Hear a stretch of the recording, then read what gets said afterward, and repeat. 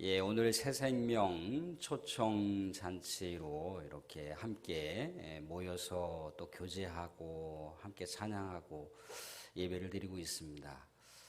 원근 각처에서 또 어떤 형식으로든지 또 알고 계신 특별한 지인의 초청으로 오셨든지 아니면 또 저희들이 또 마을 가운데 이렇게 다니면서 초청장을 전달했는데 또 그것 때문에 오셨는지 아니면 또 발걸음이 또 교회로 한번 향해야겠다라고 하는 마음 가운데 오셨던지 간에 우리 하나님 안에서 이 복되고 복된 예배 가운데 함께 하신 여러분 모두를 주님의 이름으로 사랑하고 환영합니다. 아멘. 이렇게 앞뒤 좌우로 이렇게 인사 나누기를 원합니다. 복된 예배 가운데 오셔서 축하드립니다. 복된 예배 자리 가운데 오셔서 축하드립니다. 예, 사랑하는 성도들, 오늘은 행복한 날입니다. 복된 날입니다. 말씀을 나누기 전에 최선규 아나운서가 그동안 살아왔던 삶의 일대기 한 단면을 나누려고 합니다. 최선규 아나운서라고 하는 분은요, 저는 그분의 이력에 대해서는 잘 몰라요. 그런데 이렇게 저렇게 이제 알고 보니까 이분이 양가 집안이 다 불교에 깊숙하게 관여했던 집안이더라고요. 단순하게 불교를 믿는다 그런 차원이 아니고 불교 가운데 앞장서서 어떤 일들을 했던 분들이더라고요. 이 최선규 아나운서의 할머니가 아주 대단한 무당이셨더라고요. 대동굿을 막 일주일 열흘씩 이렇게 할 정도로 그런 굉장히 이렇게 출중했던 인물이었어요. 그리고 최선규 아나운서의 어머니가 절을 이렇게 3개씩 지어서 거기서 나오는 수입을 가지고 재정을 이렇게 관리할 정도로다가 불교에 굉장한 영향력을 끼쳤던 인물들이었던 것 같아요. 그리고 이제 아내 되시는 분을 이렇게 만나서 결혼을 했는데 장모님이 어떤 분이시냐면 아주 불교에 깊숙이 관여하여 있는 보살이라고 하는 걸 알았어요. 그러니까 양가 집안에 이제 거의 불교에 굉장히 이렇게 굉장히 출중하고 영향력을 막강히 끼쳤던 그런 집안이었던 것을 알 수가 있었던 거죠. 이 최선규 아나운서는 초등학교, 중학교 이렇게 대학교까지 거의 불교 학생회장을 10수년간 이렇게 도맡아서 생활했기 때문에 예수 믿는 사람들이 예수 믿으세요. 교회 한번 가시죠. 라고 이렇게 얘기를 하면 인간 취급을 안 할 정도로다가 그들을 굉장히 이렇게 경계하고 핍박을 했던 그런 사람이었습니다. 그런데 이 최선규 아나운서의 양가 집안을 다 통틀어서 35년 동안 여자가 없었던 거예요. 그러니까 자녀들 중에 딸이 없었단 말이죠. 35년 동안 기다리고 기다렸던 딸이 있었는데 그 딸이 아주 대형 사고를 당해서 거의 죽었다라고 이렇게 병원에서 단정을 내린 상황인데 놀라운 은혜 가운데 그 딸이 살아나는 그런 것을 최선규 아나운서가 직접 체험을 합니다. 그 일대기, 그 단면을 한 12분 정도 되는데 함께 이 영상을 나눌 수 있도록 하겠습니다. 인생의 여정길 가운데 어떤 특별한 계기를 통해서 또 특별하게 하나님이 찾는 방법을 통해서 하나님을 만나는 경우도 있을 수 있습니다. 그런데 아주 평범한 삶 속에서도 하나님을 알아가는 경우가 있다는 거죠. 사진 한번 띄워봐 주시면 고승덕 변호사 사진을 한번 보여주겠습니다. 고승덕 변호사인데 혹시라도 너무나 유명한 인물이기 때문에 아시는 분들이 있을지는 모르겠습니다. 이 고승덕 변호사는 말 그대로다가 한국에 있는 3대 고시를 학창 시절에 다 패스했던 사람이잖아요. 사법고시, 또 행정고시, 외무고시. 또 서울대 법대를 졸업할 때는 또 수석으로 졸업을 했어요.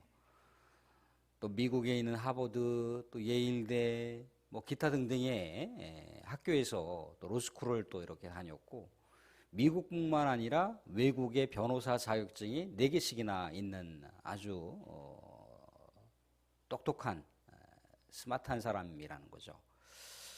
근데 그가 그렇게 세상 가운데 화려한 이력을 가졌고, 그가 또 마음만 먹으면 모든 것을 성취했던 사람인데, 자신의 마음속에 채워지지 않는 그런 그 갈급한 그 저 밑바닥에서부터 이렇게 남겨져 있는 그 공허함이 계속해서 있는 거예요. 그래서 이런 종교 저런 종교를 이렇게 다니다가 그가 이제 불교에 심취를 해서 불교에 있는 법문을 또 암송하기 시작을 합니다.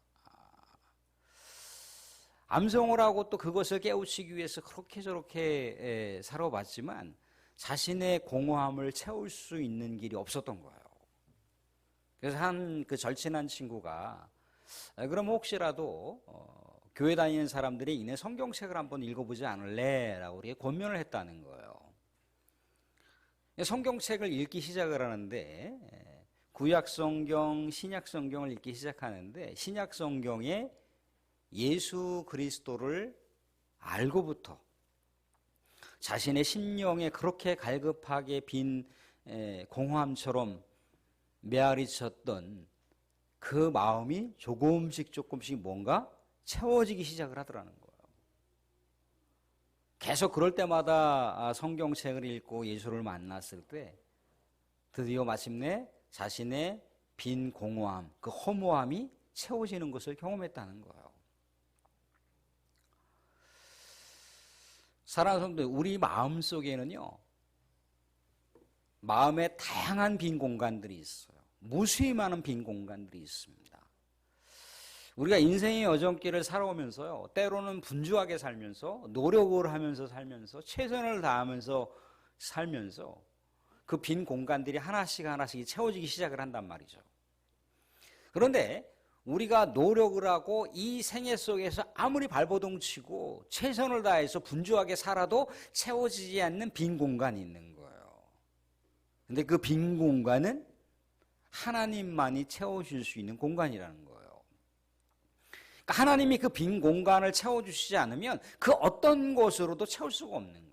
세상의 모든 목적한 바를 이루고 세상의 목적을 다 성취하고 세상에 원하는 모든 소망하는 바를 다 이루었다 할지라도 하나님이 채워주시지 않으면 채워지지 않는 빈 공간이 있다는 거예요. 그것을 성경에서는 허무라고 얘기를 합니다. 허무. 허무는 말 그대로 거품이란 얘기예요. 말 그대로다가 바람이란 얘기입니다. 뭔가 움켜잡을 것 같은데 뭔가 있을 것 같은데 가보면 없는 거예요. 신기루고 구름이고 안개고 바람이고 실체가 없는 것이 허무라고 얘기하는 거예요. 일평생 동안 정말 수고와 땀을 흘리면서 많은 부를 축적하고 또 많은 사람들에게 명성을 날리고 그랬다 할지라도 채워지지 않는 그 공간이 있어요. 그건 하나님만이 채워줄 수 있는 거예요. 그래서 오늘 우리가 읽었던 전도서 1장 2절을 보시게 되면은 솔로몬이라고 하는 사람이 이렇게 고백을 합니다. 전도서 1장 1, 2절 한번 띄워봐 주실래요? 2절 말씀 한번 읽어보겠습니다. 2절 같이 시작. 전도자가 이르되 헛되고 헛되며 헛되고 헛되니 모든 것이 헛되도다. 이 고백을 한 사람이 누구냐면 세상의 모든 부귀 영화를 최고로 누렸던 솔로몬, 다윗의 아들 솔로몬, 전도자라고 하는 이 사람이 고백한 허무의 고백백서가 전도서예요. 우리가 알다시피 솔로몬은 지혜의 왕입니다. 동양의 최고의 지혜자들을 다 모아도 이 솔로몬 한 사람의 지혜를 능가할 수가 없을 정도로 탁월한 지혜를 갖고 있었던 사람이 솔로몬 왕이었어요. 정치, 경제, 문화, 외교, 군사 모든 이 총체적인 그 시대 세계를 움직여갔던 그런 모든 왕이 갖춰야 될 모든 요소들을 최고로 탁월하게 갖췄던 왕이 솔로몬이에요. 그러니까 수많은 나라들의 통치자들이 솔로몬에 대해서 이야기를 하면 혀가 마르고 달 정도로다가 칭송했던 사람이 솔로몬이에요. 외교와 수많은 관계를 맺으면서요, 엄청난 부를 축적을 한 거예요. 세상에 이렇게 많은 부를 축적한 사람이 없을 정도였어요. 군사적으로도 얼마나 강성했습니까? 이 솔로몬 시대.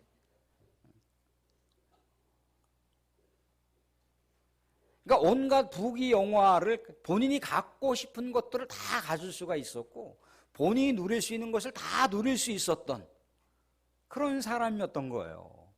소위 세상에서 우리가 살면서 그러한 삶의 목표와 목적이 있잖아요. 그죠? 근데 그 모든 것을 다 성취했던 사람이 인생의 중후반전을 지나가면서 자신의 인생의 여정길을 돌아보니까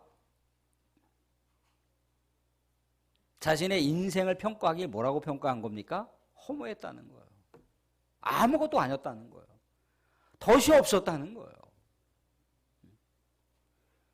근데 이것을 이야기하려고 하는 것이 근본 목적이 아닙니다. 이것을 이야기해 주려고 하는 목적은 이 전도서 1, 2, 3장 쭉 이제 나가다 보면 마지막에 그가 하고 싶은 이야기가 있어요. 하나님만이 채우실 수 있는 그 빈 공간이 있는데 그 빈 공간을 하나님이 채워줄 수 있다라고 하는 것을 인지하지 모른 채 그렇게 일평생 동안 살았다는 거예요. 그랬더니 그게 허무했고 그게 공허했다는 얘기죠. 하나님을 알았다면 공허하지 않았을 텐데 하나님을 모르고 살았기 때문에 공허했다는 거예요. 그래서 이 전도서를 읽는 많은 독자들에게 이야기하고 싶은 목적이 뭐냐면 하나님을 알아야 된다. 그래야 인생을 허무하지 않게 살 수 있다라고 하는 것. 그것이 전도서의 마지막 목적지입니다. 하나님을 알아야 된다는 거예요. 성경에 보면요, 사도 바울이라고 하는 사람이 있어요. 사도 바울이라고 하는 사람이 한 걸음 더 나갔어요. 하나님을 모르고 허무함을 느끼는 것은 사람만이 아니라는 거예요. 모든 피조 세계가 다 허무하다는 거예요. 하나님을 모르면 다 허무하다는 거예요. 왜 그렇습니까? 아담 이후에 이 온 세상은 죄로 물들어 있는 세상이고 하나님과 단절되었기 때문에 모든 피조 세계가 하나님을 알지 못하면 허물을 고백하고 허물을 느낄 수밖에 없다는 것이 사도 바울의 이야기예요.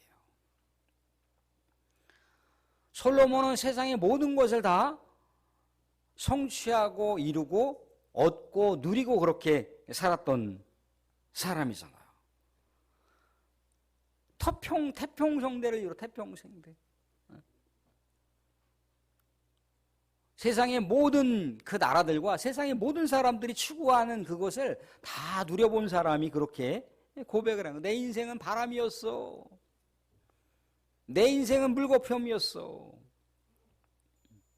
하나님을 알지 못했던 인생이 그랬다고 그랬는데 사도 바울은 모든 피조세계가 그랬다는 거예요. 피조세계가. 사도 바울은 애초에 어떤 사람이었습니까? 그림 한번 보여주실래요? 솔로몬 왕이고 그 다음 사도 바울이라고 하는 사람이 화살표를 보시면 나오죠. 저 사도 바울이라고 하는 사람이 사도가 되기 전에 어떤 삶을 살았느냐면 예수 그리스도를 믿는 사람들을 저렇게 잔혹하게 체포하고 고문하고 죽이는 일에 앞장섰던 선봉장이었어요. 선봉장. 예수 믿는 사람이 어디에 몰려있다 그러면은 아주 열성적으로 그곳에 가서 예수 믿는 사람 때려잡아 그랬던 사람이 사도 바울이라고 하는 사람이에요. 오늘날로 얘기하자면 최고의 법률가예요. 오늘날로 얘기하자면 국회의원의 그런 버금가는 그 당대에 권력을 갖고 있었던 사람이 사도 바울이에요. 바울의 눈밖에 났다. 그것은 곧 인생을 파멸당하는 겁니다. 그런데 다메섹이라고 하는 곳에 또 예수 믿는 사람들이 몰려있다라고 하는 얘기를 듣고 또 이제 수하 부하들하고 다메섹이라고 하는 곳에 예수 믿는 사람들이 있다고 하니까 우리 때려잡으러 가자 그랬단 말이죠. 그래서 가다가 광명에 비치신 예수님을 만나요. 자, 그 다음 사진 한번 보여주세요. 광명에 비치신 예수님을 만나는 말에서 떨어지는 장면이 나오죠. 그죠? 부활하신 예수 그리스도의 그 광채를 만나는 거예요. 예수님이 그러죠. 사도 바울에게 왜 나를 핍박하느냐? 왜 나를 믿는 사람들을 핍박하느냐? 사도 바울이 이때 시력을 상실해 버려요. 한참 동안 시력이 돌아올 때까지 하나님의 인도를 받기까지 그가 구약에 있는 말씀을 그가 그동안 연구했던 율법의 말씀을 계속해서 하나 둘 헤아려 보기 시작을 하는 거예요. 아, 예수라고 하는 분은 바로 하나님이셨구나. 하나님이 이 땅 가운데 성육신 하신 분이 바로 예수님이구나라고 하는 걸 알았어요. 왜? 유대교는 유일신 하나님이 두 분 있으면 안 돼요. 예수가 바로 하나님이셨구나. 이 땅 가운데 죄 가운데 영원한 죽음을 받아들일 수밖에 없는 인생의 끝자락 가운데 그 죄의 문제를 해결하고 허물을 완전하게 극복해 주시기 위해서 이 땅 가운데 영원한 생명을 주시기 위해서 오셨던 해결사, 그분이 바로 예수님인데 그분이 바로 하나님이었구나라고 하는 걸 알게 됩니다. 그의 인생이 180도로 바뀌는 거예요. 그래서 이제 예수 믿는 사람들을 때려잡아 그게 아니라 이제 예수를 안 믿으면 여러분들 죽어요. 예수 믿으셔야 영원한 생명이 있습니다. 예수 믿으셔야 영원한 자유가 있습니다라고 오히려 예수를 전하는 복음의 전달자, 십자가 복음, 십자가 사랑의 전달자로 그의 인생이 180도로 바뀌어요. 그 다음 장면을 보여주시면 그래서 사람들에게 자신이 그동안 어떻게 했습니까? 많은 사람들을 예수 그리스도를 믿는 사람들을 박해하고 핍박을 했잖아요. 그죠? 그런데 같이 그렇게 동지로서 예수 그리스도를 핍박했던 사람들에게 찾아가서 여러분들 예수 믿으셔야 됩니다. 예수 믿으셔야 됩니다. 예수 믿으셔야 됩니다. 예수를 믿지 않는 사람들 여러분들 예수 믿고 참된 여러분들의 그 가치를 아시고 여러분들의 허물을 극복할 수 있는 길은 바로 하나님이신 예수님을 받아들여야 됩니다. 라고 그렇게 복음을 증거합니다. 결국 그러다가 어떻게 됐겠습니까? 마지막 장면 보여주시면 그림을 잘 이렇게 이해하실 수가 없을 텐데 자, 밑에 보시면 머리가 이렇게 헝클어져 있잖아요. 그죠? 머리가 잘라져 있는 거예요. 참수형을 당한 그런 모습입니다. 몸통에서 피가 흘러나오죠. 그죠? 중간에 보시면 그게 몸통인데 그 몸통에서 머리가 떨어져 나간 거예요. 칼로 참수형을 당했습니다. 사도 바울이 그렇게 순교를 당하는 장면입니다. 머리가 떨어져 나간 거죠. 예수 믿는 사람들을 아주 악랄하게 핍박하고 착취하고 그들을 돌로 쳐 죽이는 그런 일들을 서슴지 않게 벌였던 이 사도 바울이 예수 그리스도를 만나서 그의 인생을 새롭게 써요. 그의 인생 이력을 새롭게 씁니다. 그래서 그가 가지고 있었던 많은 부와 명성과 그 권력이 예수 그리스도를 위해서는 다 뭐가 돼도 필요 없다는, 뭐가 돼도 된다는 거예요? 배설물이 돼도 된다는 거예요. 예수 그리스도를 방해하는 모든 요소들, 부와 명성과 권력은 다 똥에 지나지 않는, 그러니까 배설물에 지나지 않는다라고 그가 고백을 하는 거예요. 일평생 동안 그가 다니면서 예수 그리스도를 증거하는 삶을 살았던 거예요. 사도 바울이 얘기하려고 하는 것이 뭡니까? 허물을 극복할 수 있는 것은 하나님이 빈 공간을 남겨놓으신 건데 그 빈 공간은 하나님만이 채울 수 있는 거예요. 그런데 우리가 직접 하나님을 만날 수가 없습니다. 직접 하나님을 알 수가 없어요. 그런데 하나님을 알 수 있는 길이 있단 말이죠.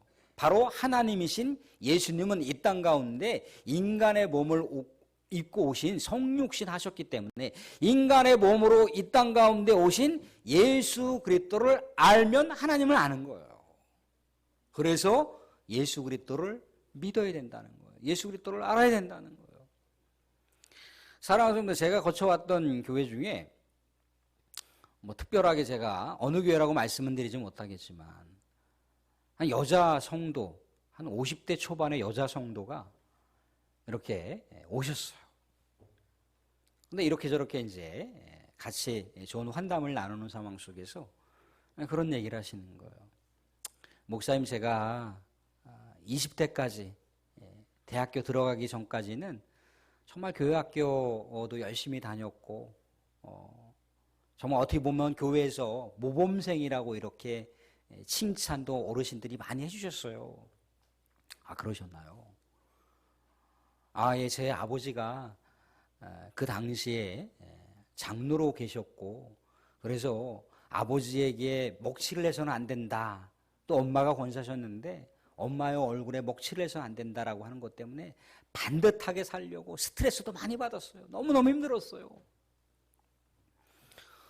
그런데 대학교 들어가서 아주 멋있는 남자친구를 사귀기 시작을 한 거예요. 근데 멋있는 남자친구가 아주 뭐 똑똑하고 뭐 취업도 졸업하기 전에 했어요. 그래서 아무튼 승승장구를 해서 남편이 삼성 무슨 그룹의 부회장까지 가는 그런 기염을 토해냈단 말이죠. 그러니까 누릴 수 있을 만한 것, 모든 것들을 다 누리고 살았다는 거예요. 근데 아버지가 늘 기도하면서 딸아, 아빠 엄마는 우리 사랑하는 딸이 사위하고 교회 다니는 게 정말 소망이고 꿈이다. 아이, 아빠 옛날 이야기 하지 마세요. 우리 예수 안 믿어도 잘 살아요. 보세요, 우리 남편 승승장구하잖아요. 이제 삼성그룹 임원이에요. 부러울 게 없어요. 임원은 창업할 수 있는 또 기회를 줘요. 괜찮아요, 아빠. 아빠만 잘 믿으세요. 저희들 신경 쓰지 마세요. 또 딸이 또 잘해. 뭐 생일이나 뭐 명절날 같은 때 막 돈 100만 원씩 갖다 줘요. 그러니까 잘하는데 아버지 엄마 마음에는 그게 아니라는 거야. 근데 아버지가 갑자기 돌아가셨어요. 갑자기 돌아가셨어요. 병원에서 돌아가시기 전에 딸아, 사위하고 교회 꼭 나가. 아빠가 천국에 가서도 기도할게. 근데 그거를 그냥 무시한 채 1년을 살았어요. 남편이 창업을 한다고 창업을 했는데 처음 한 6개월 동안은 엄청나게 매출이 오르더라는 거예요. 야, 이러다가는 중소기업 하나 세우겠다 막. 남 부러울 것이 없잖아요, 그죠? 그런데 6개월 딱 지나간 다음부터 창업했던 회사가 기울기 시작을 하더라는 거예요. 기울기 시작하더라는 거예요. 이분이 기울기 시작하는데 그동안 이분 저분 통해서 또 이 은행 저 은행 통해서 대출을 받았잖아요, 그죠? 그게 한꺼번에 다 빚으로 오는 거예요. 이 여자 성도가 잠이 안 오더라는 거죠, 잠이. 남편은 그렇게 하다가 어떻게 했습니까? 감옥에 갔어요. 빚을 갚을 수 있는 재간이 없어서. 이혼까지 했는지 안 했는지 모르지만 아무튼 이분은 불면증 때문에 계속 병원을 다니기 시작을 했단 말이죠. 수면제를 복용을 해도 잠이 안 오는 거예요. 잠이 안 오는 거예요. 그런 상태 가운데 교회로 오신 거예요. 예전에 우리 아빠가 그렇게 교회를 다니라고 얘기했는데 이제서야 아빠가 그립고 아빠의 음성이 들리기 시작했어요. 그래서 교회 나옵니다. 그런데 아니나 다를까요? 교회를 뭐 얼마나 다녔을까요? 한 2주나 3주 다녔을까요? 근데 제가 그분들 이렇게 신앙을 또 권면하고 교육하는 그런 사역을 하고 있었으니까 한 2주인가 3주인가 된 다음부터 막 회제를 부르는 거예요. 신나갖고. 왜 그러십니까? 왜 이렇게 신났어요? 행복하신가요? 그랬더니 무슨 얘기 하시냐면 잠이 오기 시작하더라는 거예요. 잠이 오기 시작하더라는 거예요. 아빠가 이렇게 잠잘 때마다 아빠가 돌아가셨지만 하늘나라에서 자기가 이렇게 잠자고 있으면 머리를 쓰다듬으면서 내 사랑하는 딸 행복했으면 좋겠어. 행복했으면 좋겠어. 예수 품으로 들어오니까 아빠가 기뻐. 그런 아빠의 음성도 들리고 아빠가 위로해주고 딸아 걱정 마. 너는 정말 어렸을 때부터 하나님이 택한 딸이니까 너의 인생은 정말 멋지게 그렇게 아름답게 꽃 피울 거야. 딸아. 너는 하나님께서 선택한 딸이야. 그 다음부터 하나님의 위로를 경험하는 거예요. 하나님의 평안을 경험하는 거예요. 너무너무 행복하고 신나게 신앙생활 하시는 것을 제가 봤어요. 사랑하는 성도들, 이 생애를 살아가면서요, 우리가 너무 분주하기 때문에 너무 바빠서 헤아리지 못하지만 나중에 인생의 여정길을 충분히 살아보시고 인생의 후반전쯤에 살아온 인생길을 돌아보세요. 채워지지 않는 하나님의 빈자리가 있어요. 하나님이 계속해서 우리에게 노크를 하시는 거예요. 교제하고 싶어. 대화를 나누고 싶어. 그럴 때 외면하지 마시고 다시 하나님을 찬양하고 하나님을 찾고 하나님이 여러분들을 찾으신 거예요.